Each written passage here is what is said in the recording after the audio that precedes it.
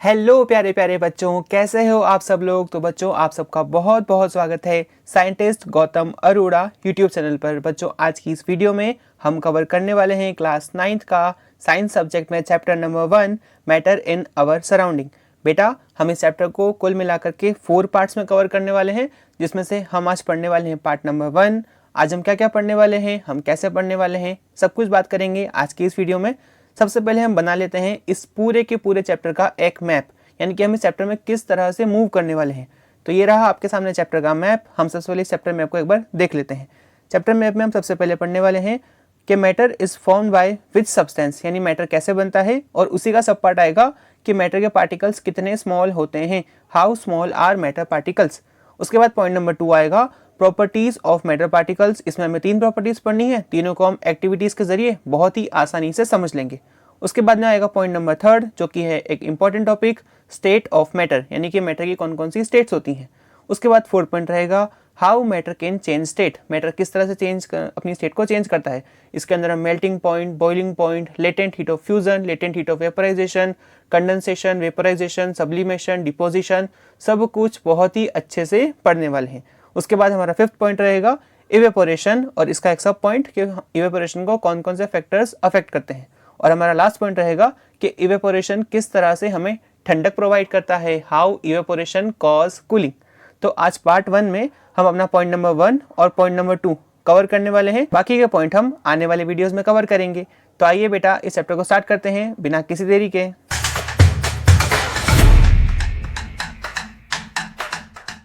सबसे पहले हम सीख लेते हैं कि मैटर क्या होता है, व्हाट इज मैटर। तो देखिए अभी आपके हाथ में एक पेन होगा, तो पेन एक मैटर है। आपके पास में पानी का एक ग्लास पड़ा हुआ होगा, तो पानी भी मैटर है। और अभी हम सब लोग ब्रीथ तो कर ही रहे हैं, तो ऑक्सीजन गैस भी एक मैटर है।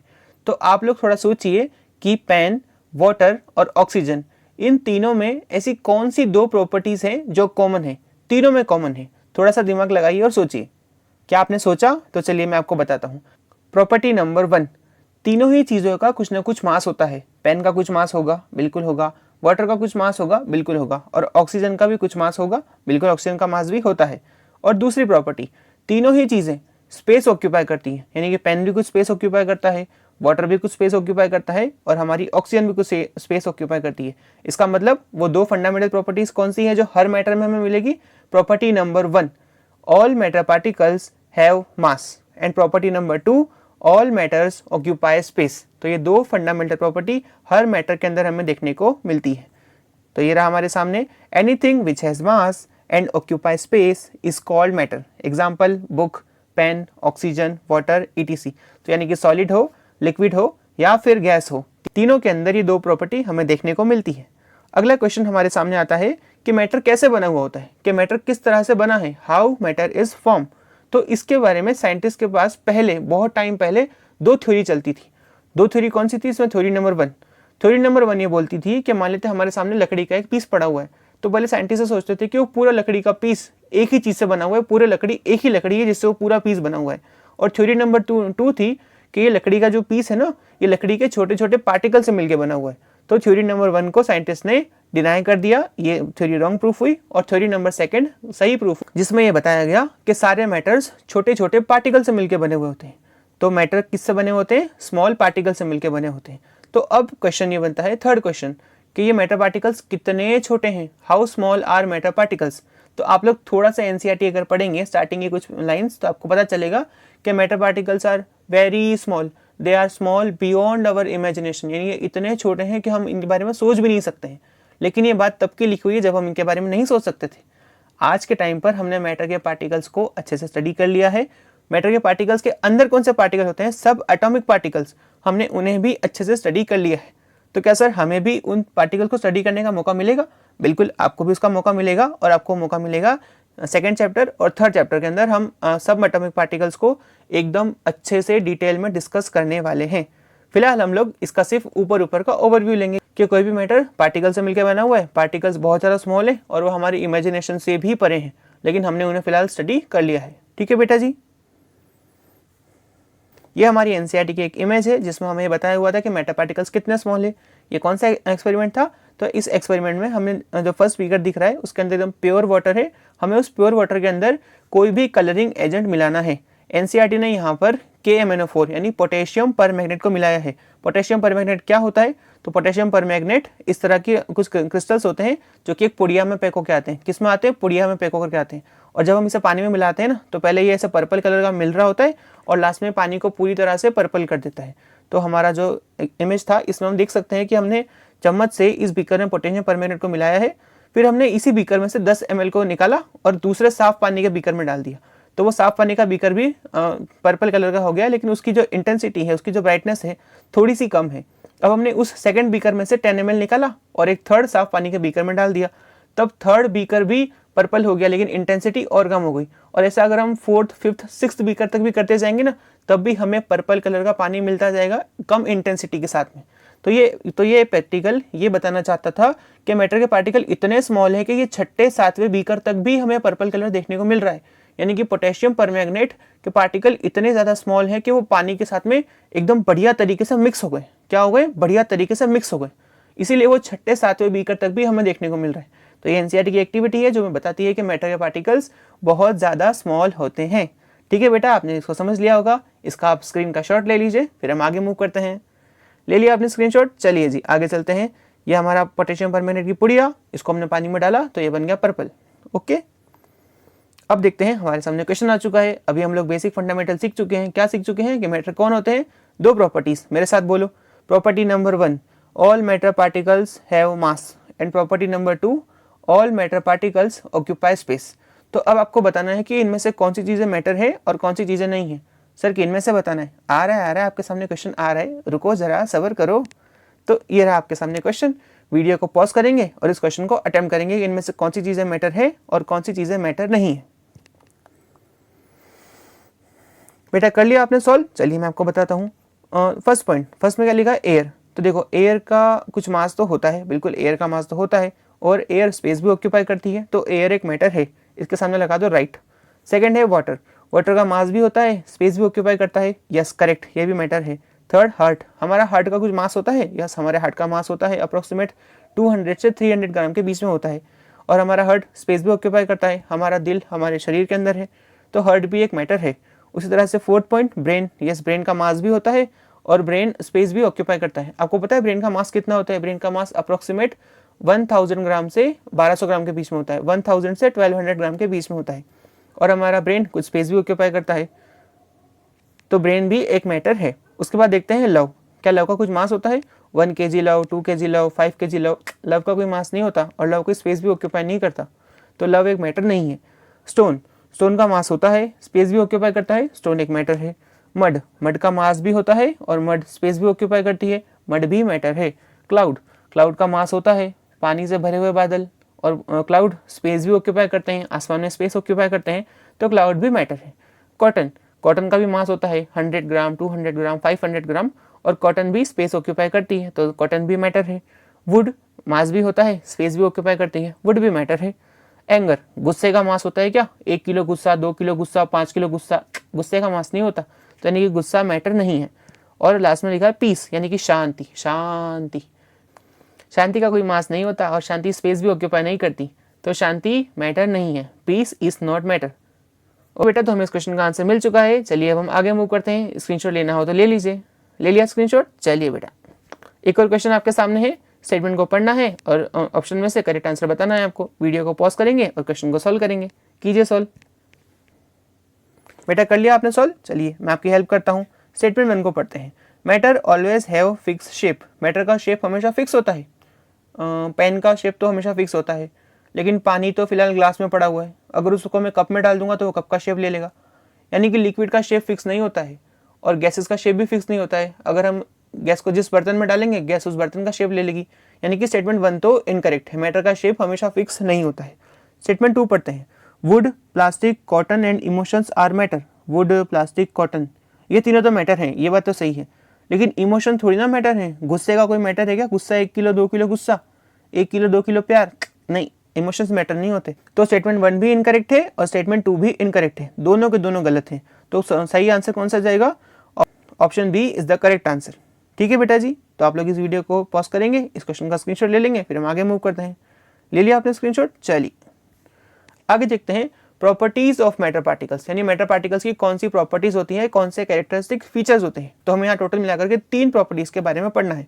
मेरे साथ आप बोलेंगे property number 1, matter particles have space between them. Matter particles के बीच में क्या होता है, स्पेस प्रेजेंट होता है, खाली जगह प्रेजेंट होती है। Property number 2, matter particles move continuously, यानी मैटर के पार्टिकल्स कंटिन्यूसली मूव कर रहे होते हैं, बह रहे होते हैं, चल रहे होते हैं, गति कर रहे होते हैं। और property number 3, matter particles attract each other, matter particles एक दूसरे को फोर्स लगा के खींचते हैं। ये तीनों प्रॉपर्टीज को हम डिटेल में डिस्कस करने वाले हैं, तो आ जाओ एक एक करके तीनों प्रॉपर्टीज को देखते हैं। प्रॉपर्टी नंबर 1 के मैटर पार्टिकल्स के बीच में स्पेस प्रेजेंट होता है। तो अभी आपको दिख रही है एक इमेज जिसमें आपको दिख रहे हैं कुछ रेड बॉल्स और आपको इनके बीच में दिख रहा है स्पेस। तो ये रेड बॉल क्या है, हम लोग मान लेते हैं कि ये रेड बॉल है पानी के पार्टिकल्स, क्या है, वाटर के मॉलिक्यूल्स। अब आप मान लीजिए मैंने एक ग्लास में पानी भरा हुआ है जो कि आपको दिख रहा है ये पार्टिकल्स की फॉर्म में। अब मैं इन पार्टिकल्स के बीच में नमक डाल देता हूँ। अब मैं इस ग्लास में क्या कर देता हूँ, नमक डाल देता हूँ। तो मैं आप लोगों से क्वेश्चन पूछता हूँ, general question, observation based question है। क्या आप बताइए कि क्या पानी का लेवल बढ़ेगा क्या नहीं बढ़ेगा, पानी का लेवल बढ़ेगा या नहीं बढ़ेगा। वीडियो को पॉज करके आप सोच सकते हो। सोच लिया आपने, तो इसका करेक्ट आंसर है कि पानी का लेवल नहीं बढ़ेगा। क्यों नहीं बढ़ेगा सर, तो देखो आपको यहाँ दिख रहा होगा कि रेड रेड पार्टिकल्स के बीच में एक स्पेस प्रेजेंट है, खाली स्पेस प्रेजेंट है। तो अगर मैं नमक डालूंगा इस पानी में तो वो नमक इस खाली स्पेस में खुद को अरेंज कर लेगा और इस तरह से पानी का अपना लेवल भी नहीं बढ़ाना पड़ेगा और नमक उसके बीच में आकर के अरेंज भी हो जाएगा। यही हमारा क्वेश्चन था कि एक गिलास पानी लीजिए, उसके अंदर नमक डालिए। आप बताइए वाटर लेवल इंक्रीज करता है कि नहीं करता है। तो इसका करेक्ट आंसर क्या गया कि वाटर लेवल इंक्रीज नहीं करता है। क्यों नहीं करता है, क्योंकि पार्टिकल्स के बीच में स्पेस प्रेजेंट है, उस स्पेस के अंदर नमक के पार्टिकल्स आकर के अरेंज हो जाते हैं।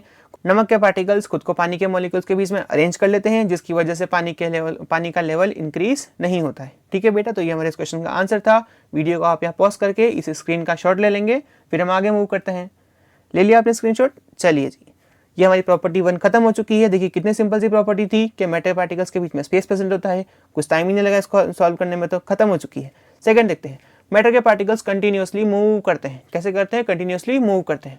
इसके लिए हमारे पास में एक एग्जाम्पल है और ये एग्जाम्पल हमारी एनसीईआरटी में दे रखा है एक्टिविटी 1.3 के फॉर्म में। क्या लिखा हुआ है देखिए, put an unlit incense stick. बेटा इंसेंस स्टिक का मतलब होता है अगरबत्ती। क्या होता है, अगरबत्ती। तो अपनी किताब में आप इस बात को लिख सकते हैं, इंसेंस स्टिक मतलब अगरबत्ती। क्या होता है, अगरबत्ती। Incense stick in a corner of your class, class में बेटा रख दो अगरबत्ती एक कोने में। How close do you have to go near it so as to get its smell, यानी कि हमें उस अगरबत्ती की खुशबू सूंघने के लिए उसके कितना पास में जाना पड़ेगा। तो हम एक बात सिंपल से जानते हैं कि क्योंकि अगरबत्ती नहीं जल रही है तो उसकी खुशबू तो पूरे क्लास में फैलने वाली है नहीं, तो हमें अगरबत्ती के बिल्कुल पास में जाकर के उसकी खुशबू सूंघनी पड़ेगी। सेकेंड पॉइंट देखते हैं, now light the incense stick. अगरबत्ती में आग लगा दो, क्या कर दो, अगरबत्ती को जला दो। व्हाट हैपन्स, क्या होगा, धुआं निकलेगा और क्या होगा। Do you get the smell sitting at a distance, क्या आप लोग दूर बैठ करके भी अगरबत्ती की खुशबू ले सकते हो। तो यस, हम लोग दूर बैठ करके भी अगरबत्ती की खुशबू ले सकते हैं। रिकॉर्ड योर ऑब्जर्वेशन, अपने ऑब्जर्वेशन को रिकॉर्ड करो। तो हमने रिकॉर्ड कर ली। क्या पता चला कि जब अगरबत्ती नहीं जल रही है तब हमें उसकी खुशबू लेने के लिए उसके बहुत पास जाना पड़ रहा है, लेकिन जब अगरबत्ती जल रही है तो हम उसको क्लास के दूसरे कोने में रखते हैं और हम एक अलग कोने में बैठ जाए तब भी हमें उसकी खुशबू आती है। तो हमें यहाँ पे कौन कौन से ऑब्जर्वेशन मिले हैं वो मैंने यहाँ लिख दिए हैं। देखिए बेटा, फर्स्ट हमारा ऑब्जर्वेशन क्या है, when the incense stick is not burn the fragrance of stick not go to far distance, यानी कि जब अगरबत्ती नहीं जल रही होती है तब खुशबू बहुत दूर तक नहीं जाती है। सेकंड पॉइंट क्या लिखा हुआ है, when the stick is burn the fragrance go to far distance, यानी कि जब हम उस स्टिक में आग लगा देते हैं, जब हम स्टिक को जला देते हैं तब उसकी खुशबू दूर तक जाती है। थर्ड पॉइंट क्या लिखा हुआ है, the fragrance go to far distance because the particle move in air. तो अगरबत्ती में कौन सा केस हुआ होगा, तो अगरबत्ती का पार्टिकल हीट एनर्जी को ऑब्जर्व करके अगरबत्ती से बाहर निकला होगा, फिर वो एयर के साथ में मिक्स हो गया होगा। और पार्टिकल्स की ये प्रॉपर्टी होती है कि पार्टिकल्स कंटिन्यूसली मूव कर रहे होते हैं। तो अगरबत्ती का पार्टिकल ही मूव करते करते हमारी नाक में पहुंचा, हमने उसे सूंघा और हमें लगा वाह भाई वाह, ये तो गुलाब की अगरबत्ती है, मजा ही आ गया। तो यानी कि मैटर के पार्टिकल्स मूव करते हैं, कंटिन्यूसली मूव करते हैं। तो ये सारी ऑब्जर्वेशन आपके सामने लिखी हुई है। इस वीडियो को आप पॉज करेंगे, इस स्क्रीन का आप शॉट ले लेंगे, फिर हम आगे मूव करते हैं। ले लिया आपने स्क्रीनशॉट, चलिए जी।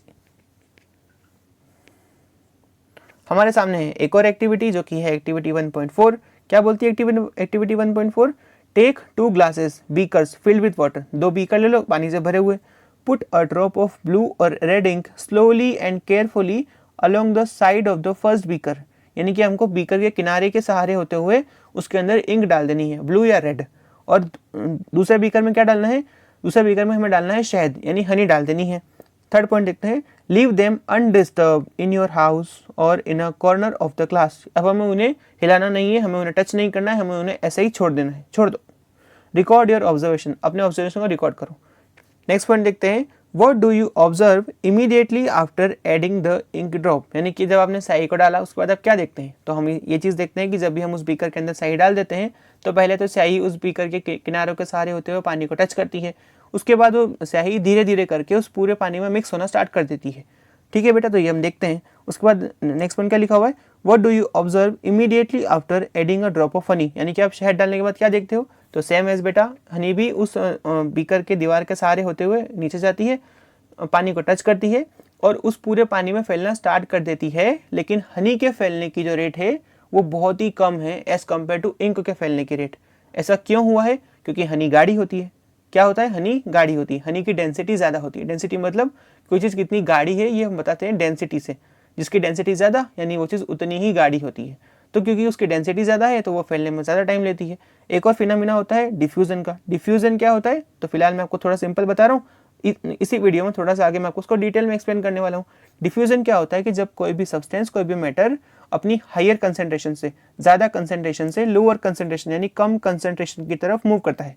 क्या करता है, हायर कंसेंट्रेशन से लोअर कंसेंट्रेशन की तरफ मूव करता है, तो इस प्रोसेस को डिफ्यूजन बोलते हैं। इसका एक एग्जांपल अभी हम देख कर आ चुके हैं, जब हमने अगरबत्ती जलाई थी। जब हमने अगरबत्ती को जलाया था तब उस अगरबत्ती के खुशबू के पार्टिकल्स सबसे ज़्यादा कहाँ पर प्रेजेंट थे, अगरबत्ती के पास में। तो वो वहाँ से हीट एनर्जी को ऑब्जॉर्व करके पूरे कमरे में फैल गए थे, यानी कि अगरबत्ती के पार्टिकल्स ने क्या किया था, डिफ्यूजन का प्रोसेस किया था। डिफ्यूजन का प्रोसेस में क्या होता है कि कोई भी चीज़, कोई भी पार्टिकल अपनी हायर कंसेंट्रेशन से लोअर कंसेंट्रेशन की तरफ मोशन करता है, उस प्रोसेस को डिफ्यूजन बोलते हैं। तो यहाँ पर भी वही होगा कि इंक का डिफ्यूजन तो फास्ट होगा क्योंकि वो थोड़ी पतली है एज कम्पेयर टू हनी, और हनी का डिफ्यूजन स्लो होगा क्योंकि वो थोड़ी सी गाढ़ी है। नेक्स्ट पॉइंट देखते हैं हम, हाउ मैनी आवर्स और day does it take for the colour of the ink to spread eventually throughout the water. तो ये बेटा कुछ घंटों में या फिर हो सकता है एक दिन के अंदर अंदर ये हो जाएगा। ठीक है, तो मैंने यहाँ पे सारे पॉइंट लिख दिए हैं। This activity shows rate of diffusion. आगे देखते हैं, ink spread in the complete water in less time where honey take more time to spread in the complete water. This is because honey is more denser and more viscous than ink, so it take more time to diffuse. यानी कि क्योंकि हनी ज़्यादा गाढ़ी है, ज़्यादा denser है, तो वो डिफ्यूज स्लोली होगी और वो ज़्यादा टाइम टेक करेगी। ठीक है बेटा, तो इस एक्टिविटी का यही पूरा सार है, यही पूरा इसका आंसर है। इस वीडियो को पॉज करके इसका स्क्रीन का शॉट ले लो, फिर हम आगे मूव करते हैं। ले लिया आपने स्क्रीनशॉट, चलिए जी। हमारी एक और एक्टिविटी एनसीईआरटी एक्टिविटी 1.5, बहुत ही बढ़िया एक्टिविटी है बेटा ये। क्या बोलती है एक्टिविटी कि drop a crystal of copper sulphate और potassium permanganate into a glass of hot water and another containing cold water. यानी कि दो ग्लास लेने हैं आपको अलग अलग, एक में गर्म पानी, एक में ठंडा पानी। उन दोनों के अंदर या तो आप कॉपर सल्फेट डालिए या फिर पोटेशियम परमैंगनेट डालिए। दोनों का काम क्या है, तो दोनों का काम हमारे लिए फिलहाल कलरिंग एजेंट की फॉर्म में, यानी कलर देने के लिए। हम इसके लिए अपने घर में जो रेड फूड कलर होता है या फिर येलो फूड कलर या फिर हल्दी, किसी का भी यूज़ कर सकते हैं। हमारे पास में पोटेशियम परमैंगनेट घर में तो मिलता नहीं है, वो लैब में मिलता है। तो फिलहाल हमारे लिए इस पोटेशियम परमैंगनेट का यूज़ क्या है, कलरिंग एजेंट की फॉर्म में। लेकिन इसके अलावा पोटेशियम परमैंगनेट का और भी बहुत सारी केमिकल रिएक्शंस में अच्छा इस्तेमाल होता है, जिसके बारे में आपको हायर क्लासेस में पढ़ने को मिलेगा। ठीक है, तो फिलहाल हमारे लिए पोटेशियम परमैंगनेट और कॉपर सल्फेट क्या है, कलर करने वाले एजेंट है, यानी कलरिंग एजेंट है। आगे बढ़ते हैं, do not state the solution, यानी अब हमें सॉल्यूशन को मिलाना नहीं है, हमें इसमें कुछ भी चेंज नहीं करना है। Allow the crystals to settle at the bottom, यानी क्रिस्टल्स को अपनी मर्जी से जो करना है करने दो। Next point, what do you observe just above the solid crystals in the glass. यानी कि जब आपने उस ग्लास के अंदर उन सॉलिड क्रिस्टल्स को डाला, पोटेशियम परमैंगनेट के या फिर कॉपर सल्फेट के, तब आपने क्या ऑब्जर्व किया। Next point, what happens at time passes, जब समय बीतता है तो क्या होता है। What does this suggest about the particles of solid and liquid, यानी कि इस एक्टिविटी से हमें क्या पता चल रहा है। Does the rate of mixing change with temperature, क्या मिक्स होने की रेट टेम्परेचर के साथ चेंज होती है, तो क्यों होती है और कैसे होती है, ये हमसे पूछ रहे हैं। तो बेटा इस पूरी एक्टिविटी का सार मैं आपको बताता हूँ। तो देखिए, जब हमने गर्म पानी के अंदर कलरिंग एजेंट पोटेशियम परमैंगनेट को डाला, तो पोटेशियम परमैंगनेट पहले तो उसके अंदर जाएगा, और क्योंकि पानी गर्म है तो पोटेशियम परमैंगनेट उसमें मिक्स तो होगा, लेकिन वो जल्दी मिक्स होगा। क्यों जल्दी मिक्स होगा, अभी हमने देखा था जब अगरबत्ती जली थी तो वो डिफ्यूज़ हुई थी, पोटेशियम परमैंगनेट के क्रिस्टल्स भी डिफ्यूज़ होंगे, और पानी गर्म है तो पोटेशियम परमैंगनेट के क्रिस्टल्स ज़्यादा हीट एनर्जी एब्जॉर्ब करके डिफ्यूज़ होंगे, तो वो पूरे के पूरे पानी में एज़ कम्पेयर टू जल्दी घुल जाएंगे। वहीं पर अगर ठंडा पानी को देखिए, उसके अंदर हमने जब डाला है पोटेशियम परमैंगनेट के क्रिस्टल्स, तब वो पोटेशियम परमैंगनेट के क्रिस्टल्स थोड़ा आराम से एकदम हल्लू तरीके से उस पूरे के पूरे लिक्विड में डिस्ट्रीब्यूट होंगे। तो हमारी इस एक्टिविटी का हमें क्या पता चला, हमें ये पता चला कि डिफ्यूज़न की रेट टेम्परेचर पर डिपेंड करती है। अगर टेम्परेचर बढ़ेगा तो डिफ्यूज़न की रेट भी बढ़ेगी, अगर टेम्परेचर घटेगा तो डिफ्यूज़न की रेट भी घटेगी। तो यहाँ पर मेरे दिमाग में एक क्वेश्चन आ रहा है जो आपके एग्जाम में आना चाहिए, कि वो हमसे पूछ सकते हैं कि when we add potassium permanganate in Rajasthan and when we add potassium permanganate in Kashmir, then in which place rate of diffusion is maximum. तो हमारा आंसर क्या जाना चाहिए, और वो पूछेंगे वाई, तो हमारा आंसर जाना चाहिए कि the rate of diffusion of potassium permanganate in water is more in Rajasthan as compare to Kashmir, because in Rajasthan the day is more warm as compared to Kashmir, and then increase in temperature will increase the rate of diffusion of potassium permanganate into the liquid। तो ये हमारे लिए एक बढ़िया question बन सकता है जो एग्जाम में पूछ सकते हैं। ये एक कॉन्सेप्ट बेस्ड क्वेश्चन होगा जो हमें एग्जाम में देखने को मिल सकता है। ठीक है बेटा, तो हमने इस पूरी एक्टिविटी का हमने जो भी ऑब्जर्व किया वो ऑब्जर्वेशन मैंने यहाँ पे लिख दिया है। पहला ऑब्जर्वेशन क्या है हमारा, कि mixing of copper sulphate and potassium permanganate depend upon temperature, temperature पर डिपेंड करता है, सही बात है बिल्कुल। The rate of mixing is more in hot water as compare to cold water, यानी कि मिक्स होने की रेट हॉट वाटर में ज़्यादा होगी as compare to cold water. तो बेटा इस एक्टिविटी के जितने भी रिजल्ट थे वो हमने यहाँ पर लिख दिए हैं। अब हमारे सामने एक क्वेश्चन बनता है कि आखिर ये पार्टिकल मोशन कैसे करते हैं, वो कौन सा फैक्टर है, वो कौन सा कॉन्सेप्ट है, वो कौन सा टॉपिक है जो इस पार्टिकल के मोशन को डिफाइन करता है, जो इस पार्टिकल के मोशन को हमको समझाता है, उसको हम समझते हैं। तो देखिए, किसी भी पार्टिकल का मोशन होता है क्योंकि उसके पास एक एनर्जी प्रेजेंट है। कौन सी एनर्जी प्रेजेंट है, तो उस एनर्जी का नाम है काइनेटिक एनर्जी। क्या होती है काइनेटिक एनर्जी, तो जब भी कोई पार्टिकल मोशन कर रहा है तो उस पार्टिकल के पास में एक एनर्जी होती है काइनेटिक एनर्जी। हम लोग एक बात जानते हैं कि हम लोग एनर्जी को ना तो क्रिएट कर सकते हैं और ना ही डिस्ट्रॉय कर सकते हैं, हम लोग एनर्जी को सिर्फ एक फॉर्म से दूसरी फॉर्म में कन्वर्ट कर सकते हैं। आपको एक एग्जांपल देता हूँ, आप लोगों ने कभी बांध देखा है, बांध जिसके अंदर एक दीवार बना करके पानी को इकट्ठा किया जाता है। तो जब हम उस पानी को इकट्ठा करते हैं ना, तब पानी हाइट में ऊपर चढ़ता जाता है दीवार के सहारे, तब उस पानी के अंदर एक एनर्जी प्रेजेंट होती है जो कि होती है पोटेंशियल एनर्जी। जब भी कोई पार्टिकल ऐसे स्थिर बैठा हुआ है, मोशन नहीं कर रहा, तब उसके अंदर पोटेंशियल एनर्जी होती है। और जब भी हम उस बांध की गेट खोल देते हैं ना, तो बांध में से पानी निकलता है, और जैसे ही वो पार्टिकल्स, पानी के पार्टिकल्स मोशन में आ गए, अब उनके पास काइनेटिक एनर्जी आ गई है। क्या आ गई उनके पास में, काइनेटिक एनर्जी आ गई है। यानी कि किसी भी पार्टिकल के मोशन में जो एनर्जी प्रेजेंट होती है उसको हम काइनेटिक एनर्जी बोलते हैं। नेक्स्ट टॉपिक पढ़ते हैं हम, kinetic energy of particle depend upon temperature, यानी कि पार्टिकल्स की काइनेटिक एनर्जी टेम्परेचर पर डिपेंड करती है। किस तरह से डिपेंड करती है, तो सेम वैसे ही जैसे कि डिफ्यूजन डिपेंड करता है। अगर टेम्परेचर ज़्यादा होगा तो पार्टिकल्स की काइनेटिक एनर्जी भी ज़्यादा होगी, पार्टिकल्स का मोशन भी ज़्यादा होगा। अगर टेम्परेचर कम है, पार्टिकल्स की काइनेटिक एनर्जी भी कम होगी, पार्टिकल्स का मोशन भी कम होगा। On increasing temperature, kinetic energy of particle increases and on decreasing temperature it decreases। ठीक है बेटा, आप समझ गए होंगे कि पार्टिकल के मोशन का रीजन क्या है, उनके पास में काइनेटिक एनर्जी होती है। काइनेटिक एनर्जी किस पर डिपेंड करती है, तो टेम्परेचर पर डिपेंड करती है। कैसे डिपेंड करती है, तो टेम्परेचर बढ़ाओगे काइनेटिक एनर्जी बढ़ेगी, टेम्परेचर कम करोगे काइनेटिक एनर्जी कम हो जाएगी। तो ठीक है बेटा, नेक्स्ट देखते हैं। नेक्स्ट लिखा हुआ एक इंपॉर्टेंट लाइन कि kinetic energy directly proportional to temperature. Kinetic energy temperature के डायरेक्टली प्रोपोर्शनल होती है। अभी हमने इस बात को डिस्कस कर लिया है। टेम्परेचर इंक्रीज करोगे काइनेटिक एनर्जी इंक्रीज होगी, टेम्परेचर को डिक्रीज करोगे काइनेटिक एनर्जी डिक्रीज करेगी। तो इस वीडियो का आप यहाँ पॉज करेंगे, इस स्क्रीन का आप शॉट ले लेंगे, फिर हम आगे मूव करते हैं। ले लिया आपने स्क्रीनशॉट, चलिए जी। अब हम पढ़ते हैं हमारे आज के इस वीडियो का लास्ट टॉपिक जो कि है डिफ्यूजन। इसके बारे में हम वैसे तो बात करके आ चुके हैं, एक बार वापस से इसको रिवाइज कर लेते हैं। तो देखिए, डिफ्यूजन क्या होता है, the motion of gas particle from higher concentration to lower concentration is called diffusion. यानी कि किसी भी गैस पार्टिकल का हायर कंसंट्रेशन से लोअर कंसंट्रेशन की तरफ मूव करना डिफ्यूजन कहलाता है। रेट ऑफ डिफ्यूजन किसके बराबर होती है, तो टेम्परेचर के बराबर होती है। टेम्परेचर ज़्यादा होगा रेट ऑफ डिफ्यूजन ज़्यादा होगा, टेम्परेचर कम है रेट ऑफ डिफ्यूजन भी कम होगा। हम लोग इसका एग्जाम्पल देख सकते हैं कि motion of fragrance of burning incense stick in the room, यानी कि जब हम रूम के अंदर अगरबत्ती को जलाते हैं तब उसकी खुशबू पूरे रूम में फैल जाती है। ऐसा क्यों होता है, डिफ्यूजन के कारण से होता है। नेक्स्ट एग्जांपल क्या है, motion of all gases from higher concentration to lower concentration. यहाँ तक कि हमारे शरीर के अंदर भी ऑक्सीजन और कार्बन डाइऑक्साइड का जो परिवहन होता है ना, हम लोग ऑक्सीजन को अंदर लेते हैं, कार्बन डाइऑक्साइड को बाहर निकालते हैं, ये भी डिफ्यूजन की वजह से ही होता है। ऐसा क्यों होता है? क्योंकि एटमॉस्फेयर में ऑक्सीजन की कंसंट्रेशन ज़्यादा है और हमारे शरीर में ऑक्सीजन की कंसंट्रेशन कम है, तो ऑक्सीजन एटमॉस्फेयर से हमारे शरीर में ही मूव करती है और हमारे शरीर के अंदर CO2 की कंसंट्रेशन ज़्यादा होती है और एटमॉस्फेयर में उसकी कंसंट्रेशन कम होती है। तो CO2 हमेशा हमारे शरीर से एटमॉस्फेयर की तरफ ही मूव करती है। ये प्रोसेस कभी भी उल्टा नहीं होता, क्योंकि डिफ्यूजन का प्रोसेस हमेशा हाई कंसंट्रेशन से लो कंसंट्रेशन की तरफ ही होता है। तो बेटा यहाँ पे इस वीडियो को पॉज करके इस स्क्रीन का आप शॉट ले लीजिए, फिर हम आगे मूव करते हैं। ले लिया आपने स्क्रीनशॉट? चलिए, हमारे सामने क्वेश्चन, आप इस वीडियो को यहाँ पॉज करके इस क्वेश्चन को अटेम्प्ट करेंगे। कर लिया आपने सॉल्व? चलिए अब मैं आपकी हेल्प करता हूँ।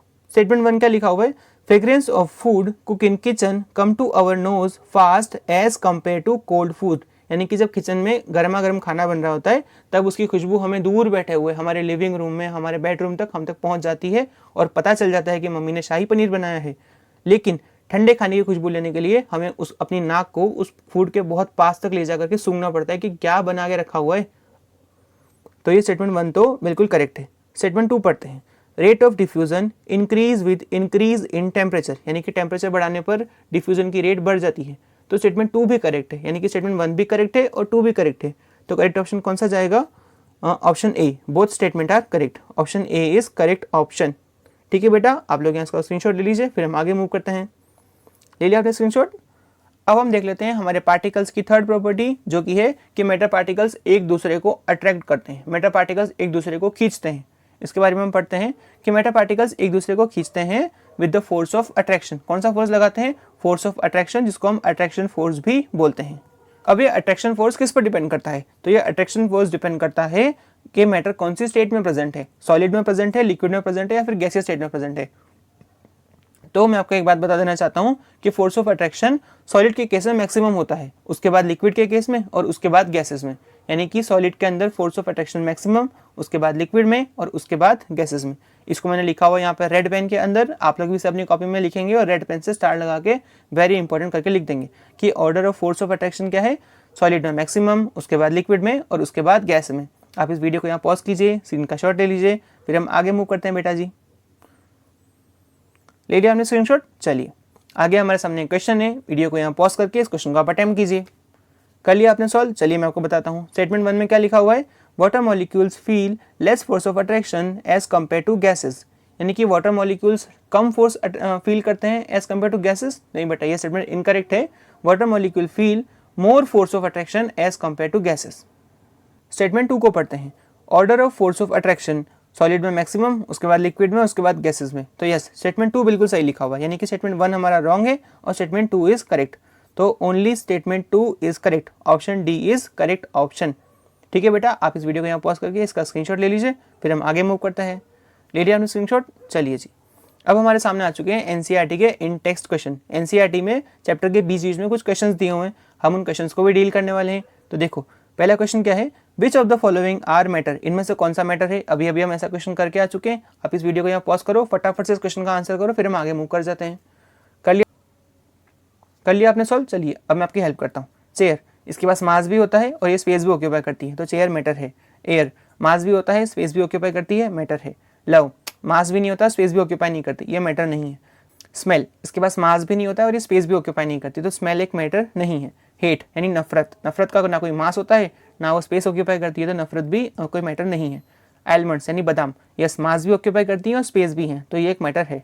थॉट, विचार, विचारों का कोई मास होता है क्या? कोई मास नहीं होता और ये स्पेस भी ऑक्यूपाई नहीं करते हैं, तो थॉट भी मैटर नहीं है। कोल्ड यानी ठंडक, ठंडक का ना कोई मास होता है ना कोई स्पेस ऑक्यूपाई करते हैं। हाँ, आइस पूछता तो उसका मास भी होता है और स्पेस भी ऑक्यूपाई करता, लेकिन कोल्ड तो मैटर नहीं है। उसके बाद लेमन, नींबू, नींबू का मास भी होता है, स्पेस भी ऑक्यूपाई करता है, नींबू एक मैटर है। वाटर, मास भी होता है और स्पेस भी ऑक्यूपाई करता है, वाटर भी एक मैटर है। स्मेल ऑफ परफ्यूम, अब यहाँ पर ध्यान से सुनेंगे, अगर ये पूछता परफ्यूम ड्रॉपलेट्स, तो perfume droplets mainly liquid particles होते हैं और लिक्विड तो मैटर होता है, उसका मास भी होता है, उसका स्पेस भी ऑक्यूपाई करता है। लेकिन यहाँ पूछ रहे स्मेल ऑफ परफ्यूम, और किसी भी चीज़ की स्मेल मैटर नहीं होती है, स्मेल का कोई मास भी नहीं होता और स्पेस भी ऑक्यूपाई नहीं करती है। तो परफ्यूम पार्टिकल्स पूछता, परफ्यूम पूछता तो यस वो मैटर होता, लेकिन स्मेल ऑफ परफ्यूम मैटर नहीं है। ठीक है बेटा, तो क्वेश्चन 1 हमारा डिस्कस हो चुका है। अब देखते हैं next question. Give reason for the following observation. अब हमारे सामने कुछ क्वेश्चन आएंगे जिनका हमें रीजन देना है कि ऐसा आखिर क्यों होता है। The smell of hot sizzling food, ये तो अभी हमने करा हुआ है। The smell of hot sizzling food reaches you several metres away, but to get the smell from cold food you have to go close. यानी क्वेश्चन का मतलब है कि गर्म खाने की खुशबू तो दूर से चली आती है, लेकिन ठंडे खाने की खुशबू लेने के लिए हमें उसके पास जाना पड़ता है। तो ऐसा क्यों होता है? क्योंकि गर्म खाने के जो मॉलिक्यूल्स हैं उनके पास में मोर काइनेटिक एनर्जी है, वो मोर डिफ्यूज करेंगे तो वो दूर तक ट्रैवल करेंगे। लेकिन जो ठंडे खाने के मॉलिक्यूल्स है उनके पास एनर्जी भी कम है, वो लोग डिफ्यूज भी कम करेंगे, तो हमें उसकी खुशबू लेने के लिए उसके पास जाना पड़ता है। तो ये रहा उसका आंसर कि because the hot food particles have more kinetic energy and they travel more distance, whereas the cold food particles has less kinetic energy so they cannot move large distance। बेटा ये बात तो हमारी रिपीट हो चुकी है। ठीक है बेटा, यहाँ पे वीडियो को पॉज करके स्क्रीनशॉट ले लीजिए। ले लिया स्क्रीनशॉट? चलिए नेक्स्ट क्वेश्चन देखते हैं। A diver is able to cut through water in a swimming pool, which property of matter does this observation show. यानी कि एक तैरने वाला तैराक डाइवर पानी को काटते हुए आगे बढ़ जाता है, इससे पानी की कौन सी प्रॉपर्टी शो हो रही है? तो इससे पानी की ये प्रॉपर्टी शो हो रही है कि जो पानी के मॉलिक्यूल्स हैं वो आपस में एक दूसरे के ऊपर अट्रैक्शन फोर्स लगा करके बंधे हुए होते हैं, लेकिन हमारे डाइवर भैया उस अट्रैक्शन फोर्स को ब्रेक करके पानी को काटते हुए आगे बढ़ जाते हैं। तो क्या है इसका आंसर कि the observation shows that water molecules have attraction force between them, but our diver भैया is able to overcome this force and separate water molecules। भैया पानी को काटते हुए आगे बढ़ जाते हैं। तो आप इस वीडियो को यहाँ पॉज करके इसका स्क्रीनशॉट ले लीजिए, फिर अगले क्वेश्चन पे मूव करते हैं। ले लिया स्क्रीनशॉट? चलिए जी नेक्स्ट क्वेश्चन है, what are the characteristics of matter particles. ये तो अभी हम बहुत अच्छे से समझ के आ चुके हैं। टोटल 3 ऑब्जर्वेशन थे। आंखें बंद करो, मेरे साथ में बोलो। Observation number 1, matter particles has space between them. Observation 2, matter particles move continuously, and observation 3, matter particles attract each other। तीनों ऑब्जर्वेशन मैंने यहाँ पर लिख दी है बेटा। वीडियो को पॉज करके इसका स्क्रीनशॉट ले लो चाहो तो। ले लिया स्क्रीनशॉट? चलिए जी, बस हमारे सारे एनसीईआरटी के इंटेक्स क्वेश्चन यहाँ खत्म हो चुके हैं। अब हम देख लेते हैं हमारे आज के इस पूरे वीडियो लेक्चर का एक शॉर्ट नोट। मैं आपके लिए शॉर्ट नोट भी बनाकर लेकर के आया हूँ ताकि आप लोगों को ज़्यादा दिक्कत ना हो। तो देखिए, हमने सबसे पहले क्या पढ़ा था कि मैटर क्या होता है। तो 2 प्रॉपर्टी पढ़ी थी, जिनके पास मास है वो मैटर, और वो स्पेस भी ऑक्यूपाई करनी चाहिए तो भी मैटर। ठीक है, ये दोनों केसेस होंगे तभी कोई चीज़ मैटर होगी। उसके बाद हमने नेक्स्ट पढ़ा था कि मैटर पार्टिकल्स की कौन कौन सी प्रॉपर्टीज होती है। तो 3 प्रॉपर्टीज होती हैं। They have space between them, they move continuously, and there particles attract each other. तीनों प्रॉपर्टी हमने देख ली थी। उसके बाद हमने जो तीसरी चीज़ पढ़ी थी वो है डिफ्यूजन, कि movement of particle from higher to lower concentration. तो ये हमारा आज के पूरे क्लास का पूरे के पूरे लेक्चर का शॉर्ट नोट मैंने आप लोगों के लिए बना दिया। तो आप लोग यहाँ पे इसका स्क्रीनशॉट ले लीजिए। हमारे जो आगे वीडियो आएंगे बेटा, उनमें भी मैं हर क्लास के लास्ट में शॉर्ट नोट लेके आता रहूँगा। ठीक है, मैं एनसीईआरटी के इंटेक्स क्वेश्चन भी लेके आऊँगा। कहीं भी मुझे कुछ एनसीईआरटी में इंपॉर्टेंट लगेगा, कोई लाइन मिलेगी, मैं उसको भी लेके आऊँगा। मैं आप लोगों की पूरी तैयारी कराऊंगा बेटा। ठीक है, और बेटा मैं आपको एक बात और बताना चाहता हूँ कि मैंने इस वीडियो के डिस्क्रिप्शन बॉक्स में इस चैप्टर की क्वेश्चन बैंक अपलोड कर दिया है, साथ में मैंने क्वेश्चन बैंक का आंसर भी अपलोड कर दिया है। तो आप लोग इस चैप्टर के क्वेश्चंस को उन क्वेश्चन बैंक में से अटेम्प्ट कर सकते हो। ठीक है, मैंने बिल्कुल 9th क्लास के लेवल की और एकदम अच्छे लेवल के क्वेश्चन बैंक को प्रिपेयर किया है। आप लोग उन क्वेश्चन बैंक को सॉल्व करेंगे तो आप लोगों के मैक्सिमम कॉन्सेप्ट, मैक्सिमम डाउट सब कुछ उसमें क्लियर हो जाएंगे। ठीक है बेटा, तो आज की इस वीडियो में इतना ही। हम अपने इस लेक्चर को यहाँ पे खत्म कर रहे हैं। आई होप कि आपको ये वीडियो लेक्चर बहुत पसंद आया होगा बेटा। पसंद आया तो मेरा एक छोटा सा काम कर देना बेटा, प्लीज़ वीडियो को लाइक कर देना और चैनल को सब्सक्राइब कर देना। इससे मुझे बहुत सारा मोटिवेशन मिलता है। ठीक है, चलिए मैं मिलता हूँ आपसे अगले वीडियो में। Thank you so much. जय हिंद।